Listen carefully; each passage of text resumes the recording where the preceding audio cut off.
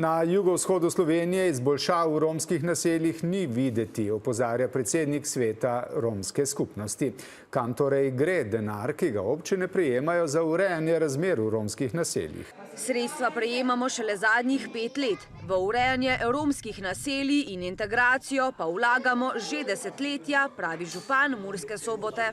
Takrat so mogoče druge občine po Sloveniji gradile kakšno drugo infrastrukturo, ki dejansko sedaj nam tudi primanjkuje. Na kritike, da občine sredstva porabljajo za občinske projekte, ne za romsko skupnost, župan odgovarja, da denar porabljajo transparentno in namensko, dodaja pa: Nenazadnje tudi, ko gremo v mesto, se peljemo po isti cesti, zvečer uporabljamo isto razsvetljavo, tako da težko je to čisto razdeliti zdaj natančno do vsakega evra. Občine v tem prekmurskem območju oziroma regiji redno nekako sredstva vlagajo v komunalno infrastrukturo. Da pa je povsem drugače, ko gre za jugovzhod Slovenije, dodaja Horvat Muc. Na terenu se ta poraba sredstev oziroma to, kar bi se lahko na terenu v romskih naseljih naredilo, se v mnogih občinah ne vidi. Torej, na terenu tega mi ne opažamo.